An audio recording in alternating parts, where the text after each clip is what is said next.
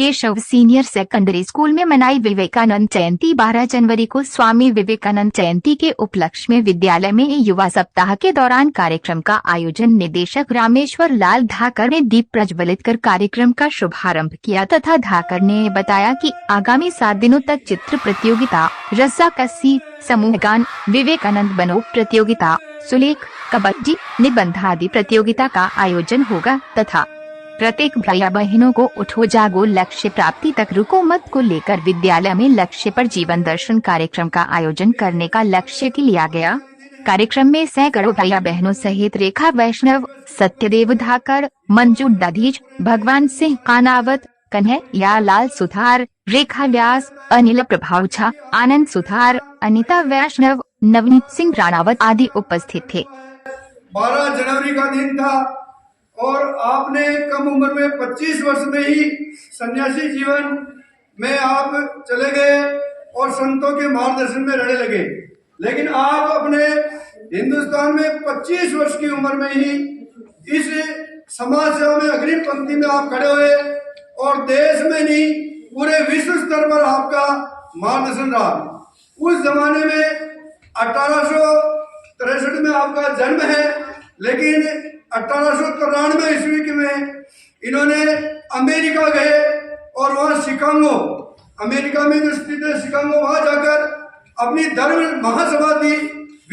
पूरे विश्व के संत और प्रबुद्ध लोग आए थे।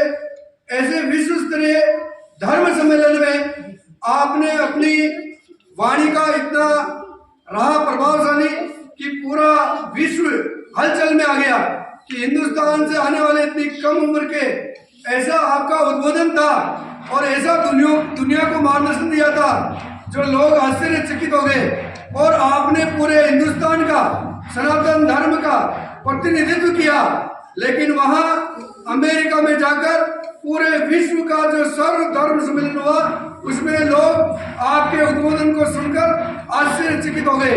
आपने एक अपना नारा दिया, उठो जागो और लक्ष्य की प्राप्ति करो।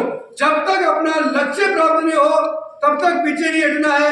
ऐसा आपका एक ही नारा पूरे विश्व भर में इतना प्रभावशाली रहा कि आप उठो जागो और विश्व में जब तक अपना लक्ष्य प्राप्त नहीं हो तब तक आप रुको नहीं। ऐसी प्रेरणा देकर आपने पूरे विश्व स्तर पर युवा दिवस के रूप में आज मानने लगे हैं।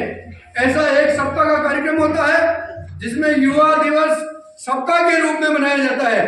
तो ऐसे स्वामी विवेकानंद जी का मार्गदर्शन इतनी कम उम्र में और हमारे लिए बहुत बड़ा मार्गदर्शन दिया है।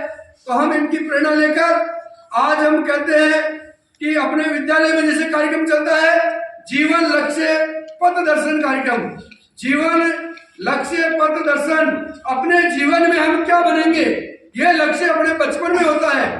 अपनी छोटी अवस्था में जब अपने कक्षा सप्तम अष्टम नवम यहाँ पर अपना निर्णय हो जाना चाहिए कि बड़े होने के बाद हमें क्या लक्ष्य बनाना है, वो लक्ष्य अभी से बनाना चाहिए। मुझे ये बनना है और एक व्यक्ति एक विषय को लेकर आगे नहीं बढ़ना चाहिए। 2-4 विषय अपने हाथ में लेना चाहिए। अगर मैं ये नहीं तो ये तो बनूंगा और ऐसा निश्चय अभी से कर लेना चाहिए। और यदि आप कुछ बड़ा बनना चाहते हो तो अपने जीवन का लक्ष्य अगर अभी से ले लेते हैं और अभी से उस लाइन में लग जाते हैं और उस लाइन में जाने के लिए हमें क्या क्या करना है, किनसे क्या पूछना है, क्या मार्गदर्शन लेना है, ऐसा अगर हम करते हैं तो निश्चित रूप से अपने लक्ष्य की प्राप्ति होती है। जिसने जो सोच लिया है, जो लक्ष्य बना लिया है और जब तक रुकना नहीं है तब तक वो लक्ष्य मुझे प्राप्त नहीं हो जाए, ऐसी प्रेरणा आपने दी है।